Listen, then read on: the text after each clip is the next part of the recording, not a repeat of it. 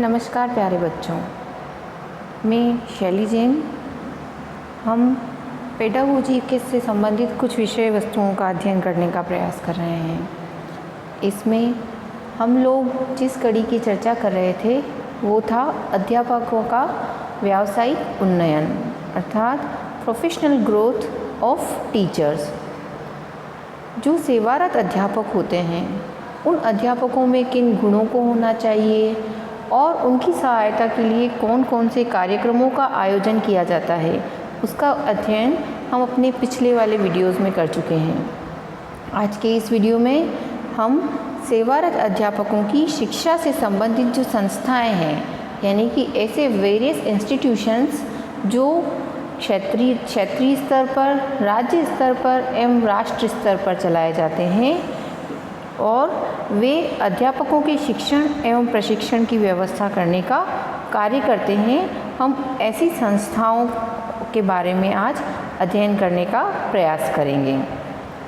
अध्यापकों के सेवाकालीन शिक्षा के लिए विभिन्न अभिकरण, अर्थात various agencies for in service teacher education, अर्थात मैंने आपसे पहले भी कहा कि हर एक अच्छा शिक्षक वही है जो अपने आप को एक छात्र के समान माने और उसकी ज्ञान की पिपासा सदैव जीवित रहे।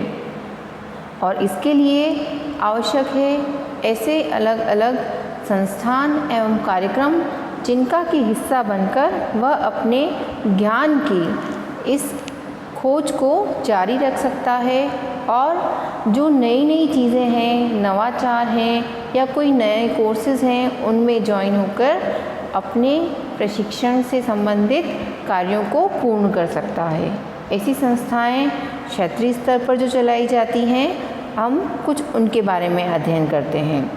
क्षेत्रीय शिक्षण संस्थान या रीजनल इंस्टीट्यूट्स, जो क्षेत्रीय शिक्षण संस्थान हैं, इनमें से जो शिक्षण संस्थान हैं वो क्या कार्य करते हैं और कौन कौन से होते हैं, इसके बारे में जानते हैं।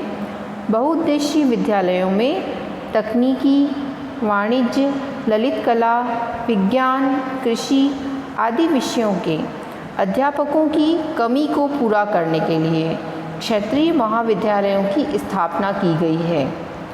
ये जो क्षेत्रीय संस्थाएं हैं वे जो आसपास के संबंधित गांव है या कुछ ऐसे नगर हैं, ऐसे इलाके हैं जहाँ पर हर एक विषय से संबंधित सुविधाएं अगर उपलब्ध नहीं हैं, तो क्षेत्रीय स्तर पर कुछ ऐसी संस्थानों को इसकी जिम्मेदारी दी गई है कि वे रीजनल इंस्टीट्यूट्स की तरह काम करते हैं और उन विषय संबंधित कमियों को पूरा करने का प्रयास करते हैं। अलग अलग प्रदेशों में शिक्षा संबंधी इन आवश्यकताओं को पूरा करते हुए विभिन्न संस्थाओं की स्थापना की गई है। इनमें से कुछ संस्थाओं का मैं आपको यहाँ पर उदाहरण प्रस्तुत करती हूँ। क्षेत्रीय शिक्षा संस्थान अजमेर, क्षेत्रीय शिक्षा संस्थान भुवनेश्वर, क्षेत्रीय शिक्षा संस्थान भोपाल, क्षेत्रीय शिक्षा संस्थान मैसूर। राजकीय विज्ञान संस्थाएं, अर्थात state institutes of science education. देखिए, क्षेत्र स्तर पर जो कमियां हैं उनको पूरा करने के लिए कौन कौन से संस्थान होते हैं उनके बारे में हमने जाना। इसी प्रकार से राज्य स्तर पर जो संस्थाएं होती हैं उनकी भी स्थापना की जाती है, जो विषय संबंधित विशेषज्ञों के द्वारा और विषय संबंधित कार्यक्रमों को स्पेशलाइज्ड फॉर्म में परफॉर्म करती हैं और किसी राज्य पर उन शिक्षण संस्थाओं के द्वारा उन कार्यों को पूर्ण किया जाता है। ऐसी संस्थाओं में विषय पर आधारित संस्थाएं भी होती है, जैसे विज्ञान विषय पर आधारित, भूगोल विषय पर आधारित स्पेशल कुछ ऐसे इंस्टीट्यूशंस होते हैं जो इसके क्षेत्र में काम करते हैं और साथ ही साथ लैंग्वेज डेवलपमेंट के लिए भी कुछ इंस्टीट्यूट्स काम करते हैं। ये कैसे काम करते हैं और विद्यार्थियों की कैसे मदद करते हैं, आइए जान लेते हैं। माध्यमिक विद्यालयों में विज्ञान की शिक्षा में सुधार करने के लिए, विज्ञान शिक्षा कार्यक्रमों को विकसित करने के लिए कुछ प्रांतों में राजकीय विज्ञान शिक्षा संस्थाएं स्थापित की गई हैं। ये संस्थाएं इनका कार्य किस प्रकार करती है? जैसा कि हमने पहले भी पढ़ा था कि प्रशिक्षण से संबंधित कार्य किन विधियों के माध्यम से किए जाते हैं, जैसे कार्यशालाओं का आयोजन करना, कार्य गोष्ठियों का आयोजन करना, अभिनव पाठ्यक्रम जो होते हैं ओरिएंटेशन प्रोग्राम्स, वो ओरिएंटेशन प्रोग्राम्स भी उनके द्वारा चलाए जाते हैं। कुछ सैंडविच प्रोग्राम्स होते हैं वो भी उनके द्वारा चलाए जाते हैं और इस प्रकार ये संस्थाएं अपना कार्य पूर्ण करती हैं। कुछ क्षेत्रीय संस्थान जैसे कि हमने अभी देखा था, उन क्षेत्रीय संस्थानों का उदाहरण आपके सामने प्रस्तुत है। अध्यापकों के सेवाकालीन जो विभिन्न अभिकरण हैं, इनमें एक अन्य संस्थान होते हैं, जैसा मैंने पहले बताया कि जो भाषा से संबंधित होते हैं, तो राजकीय अंग्रेजी की संस्थाएं होती हैं, states for institutes of English, अर्थात राज्य स्तर पर अगर छात्रों को अंग्रेजी माध्यम के स्कूल ना होने की वजह से या अंग्रेजी विषय से संबंधित अगर कुछ समस्याएं उत्पन्न होती है तो उन समस्याओं को हल करने के लिए ऐसी संस्थाओं की स्थापना की जाती है। क्योंकि विदेशी भाषा होने के कारण अंग्रेजी भाषा की शिक्षा देना कठिन होता है, विद्यालयों के अध्यापकों को प्रभावशाली ढंग से अंग्रेजी शिक्षा देने में सहायता करने के लिए प्रदेशों में ऐसी राजकीय अंग्रेजी संस्थाओं की स्थापना की जाती है। इनके मुख्य कार्य अध्यापकों को अंग्रेजी शिक्षण की जो नवीन धारणाएं हैं और नवीन प्रवृत्तियां हैं, मीन्स न्यू टेंडेंसीज और इनोवेशंस जो अंग्रेजी के शिक्षण में आते हैं, उनसे परिचित करवाया जाता है और उन्हें शिक्षण की नवीनतम विधियों का प्रशिक्षण भी दिया जाता है। इसका पूरा फ़ायदा पूरे राज्य में जो भी अंग्रेजी भाषा से संबंधित शिक्षक हैं उनको प्राप्त होता है। राज्य शिक्षा से संबंधित अन्य राज्य संस्थाएं, शिक्षा की राज्य संस्थाएं, इन संस्थाओं की स्थापना विभिन्न राज्यों में सेवारत अध्यापकों की शिक्षा एवं शिक्षक प्रशिक्षण के लिए की जाती है और इनमें से कुछ संस्थाएं इस प्रकार से हैं, जैसे राज्य अध्यापक शिक्षा परिषद, राज्य शैक्षिक अनुसंधान अध्यापक शिक्षा परिषद, राज्य शिक्षा संस्थान और राज्य विज्ञान शिक्षा संस्थान। इस प्रकार से राज्य के स्तर पर और भी अनेक शिक्षा से संबंधित संस्थाएं अपना कार्य करती है। इसमें कुछ संस्थाएं ऐसी हैं जो राष्ट्रीय स्तर पर अपने कार्य को करती है। इन संस्थाओं में सबसे प्रमुख संस्थान जिसे हम NCERT के नाम से जानते हैं, राष्ट्रीय शैक्षिक अनुसंधान एवं प्रशिक्षण परिषद। और जो राष्ट्रीय शैक्षिक अनुसंधान एवं शिक्षण प्रशिक्षण परिषद है, इसमें अनेक विभागों के द्वारा शिक्षा से संबंधित कार्यों को पूर्ण किया जाता है और इसमें एक अलग से सेक्शन चलता है जो कि अध्यापक शिक्षा विभाग के रूप में कार्य करता है। ये विभाग भी अध्यापकों को विभिन्न प्रकार से मदद पहुंचाने का कार्य करता है। इसके कार्य निम्नानुसार हैं, जैसे यह विभाग समय समय पर अध्यापकों के व्यावसायिक विकास के लिए विभिन्न कार्यक्रमों का आयोजन करता है और इनकी व्यवस्था करता है। ये कार्यक्रम किस रूप में होते हैं? राज्य शिक्षा विभागों और विश्वविद्यालयों द्वारा चलाए गए अध्यापक शिक्षा कार्यक्रमों का परीक्षण एवं मूल्यांकन करना, अर्थात जिन भी विद्यालयों में अध्यापक शिक्षा से संबंधित कार्यक्रम चलाए जा रहे हैं, ये इनका मूल्यांकन एवं परीक्षण करने का कार्य करते हैं। अध्यापक शिक्षा की उत्तम विधियों का विकास करने के लिए शोध कार्यों की व्यवस्था करना, क्योंकि रिसर्च से संबंधित कामों की जिम्मेदारी भी NCERT को दी गई है। राज्य शिक्षा संस्थाओं के कर्मचारियों के लिए प्रशिक्षण, नवीनीकरण एवं अभिनव कोर्सों की व्यवस्था करना।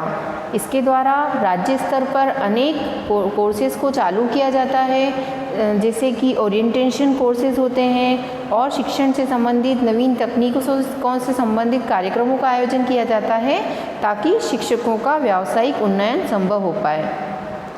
अंतर्राज्यीय आधार पर भी प्रशिक्षण संस्थाओं के प्रधानाचार्यों के लिए विचार गोष्ठियों, कार्यशालाओं और अभिनव कार्यक्रमों की व्यवस्था की जाती है। इस प्रकार हम देख सकते हैं कि राष्ट्रीय स्तर पर NCERT अपने कार्यों को बहुत अच्छे प्रकार से निर्वहन करती है ताकि जो सेवारत शिक्षक हैं उनके प्रशिक्षण के कार्य को और दायित्व को पूर्ण रूप से अच्छे प्रकार से निभाया जा सके।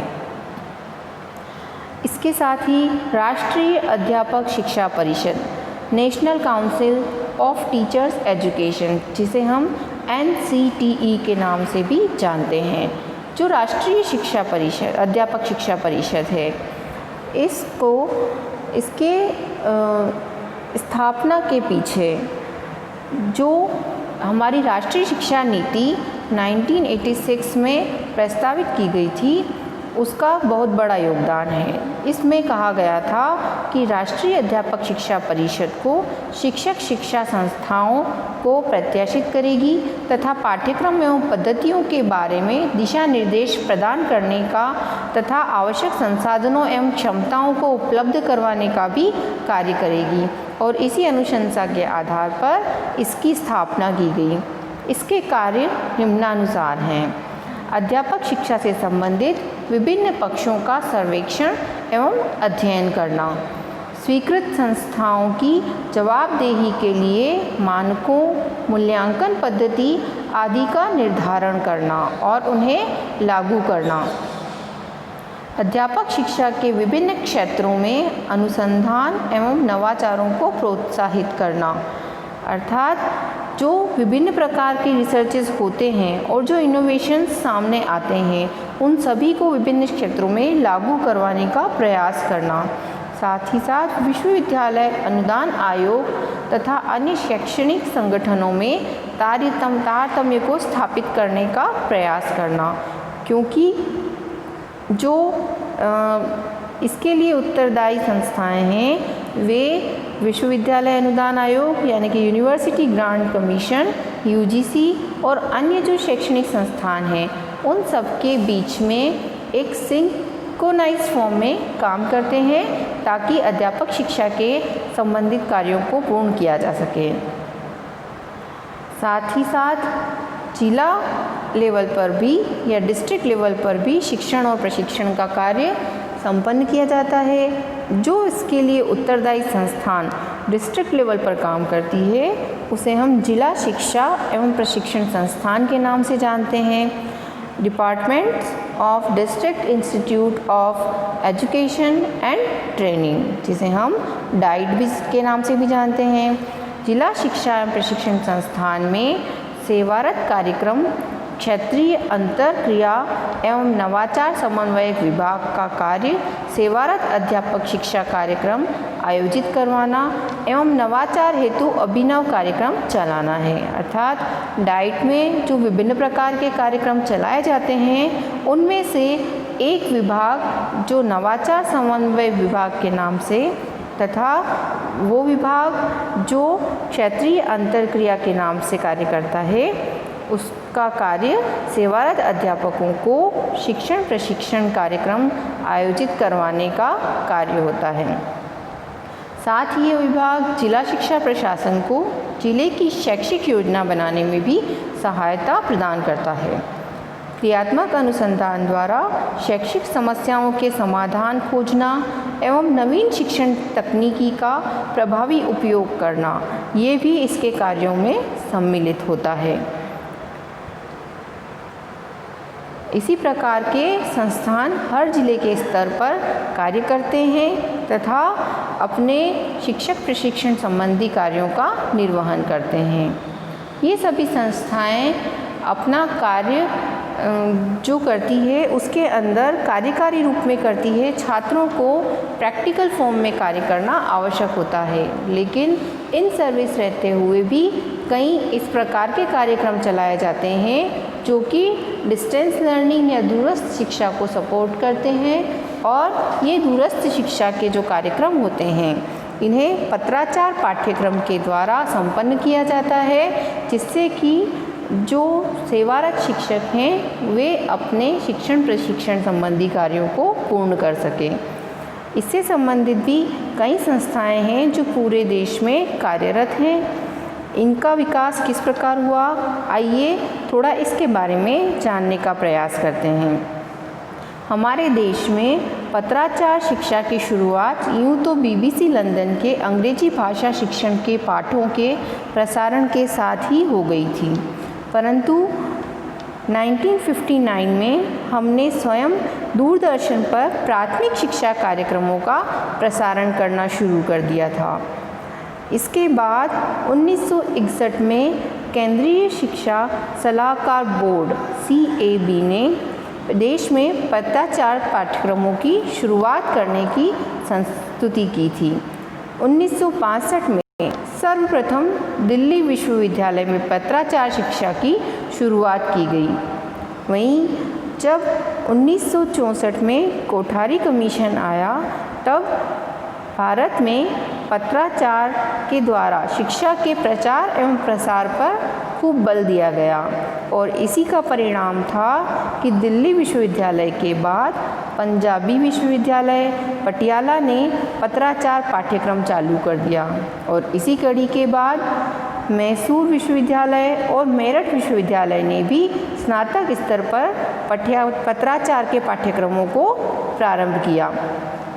अन्नामलाई विश्वविद्यालय में पत्राचार के माध्यम से B.Ed और M.Ed के पाठ्यक्रमों की व्यवस्था की गई है और साथ ही साथ जम्मू विश्वविद्यालय में भी पत्राचार द्वारा B.Ed के कार्यक्रम को आरंभ किया गया है, ताकि इसके द्वारा जो अभी शिक्षा के कार्यक्रम से जुड़े हुए लोग हैं वे दूरस्थ शिक्षा के द्वारा भी शिक्षण से संबंधित विभिन्न पाठ्यक्रमों को कर सकें। इस कड़ी में एक महत्वपूर्ण नाम जिसको मेंशन करना बहुत आवश्यक है, इंदिरा गांधी राष्ट्रीय मुक्त विश्वविद्यालय नई दिल्ली, जिसे हम इग्नू के नाम से भी जानते हैं। इसका के द्वारा केंद्रीय स्तर पर पूरे देश के लिए विभिन्न पाठ्यक्रमों का आयोजन करवाया जाता है, जिसमें कई परास्नातक, स्नातक, डिप्लोमा स्तर के कार्यक्रम एवं सर्टिफिकेट कोर्सेज पत्राचार के माध्यम से करवाए जाते हैं, जिससे कि शिक्षकों के द्वारा अपना व्यावसायिक उन्नयन पत्राचार के माध्यम से भी किया जा सकता है। यह एक महत्वपूर्ण इंस्टीट्यूट है शिक्षकों के लिए अपने शिक्षण को पूर्ण करने एवं आगे की ओर जारी रखने के लिए। सारांश के तौर पर मैं ये कह सकती हूँ कि सेवाकालीन शिक्षा एवं प्रशिक्षण कार्यक्रम मुख्यतः अध्यापकों के मानवीकरण के दृष्टिकोण पर आधारित होना चाहिए, क्योंकि शिक्षक एक ह्यूमन पावर है, ह्यूमन रिसोर्स है और जैसे जैसे इनके अंदर इन्वेस्ट किया जाएगा या इनको अपने कामों में पारंगत बनाया जाएगा, वैसे वैसे इसका आउटपुट हमारे राष्ट्र की प्रगति के रूप में हमें प्राप्त होगा। इसीलिए अध्यापकों को अपनी प्रवृत्ति, व्यवहारों, मूल्यों एवं विश्वासों के संबंध में परामर्श देना और ऐसे कार्यक्रमों को चलाया जाना अत्यधिक आवश्यक है और इससे संबंधित जो संस्थान हैं उनके द्वारा शिक्षकों को अपने प्रशिक्षण और उन्नयन के लिए इन कोर्सेज़ को ज्वाइन करने के लिए मोटिवेट करना, इसका हिस्सा बनाना एक महत्वपूर्ण प्रक्रिया भी है। इस प्रकार जो शिक्षक हैं वे अनेक प्रकार की अध्ययन प्रणालियों का हिस्सा बन के उनको स्वीकार करके अपने व्यावसायिक उन्नयन के लक्ष्य को प्राप्त कर पाएंगे। इसी के साथ धन्यवाद। मैं आशा करती हूँ कि ये समस्त जानकारी आपके भविष्य के लिए काफ़ी लाभकारी सिद्ध होगी।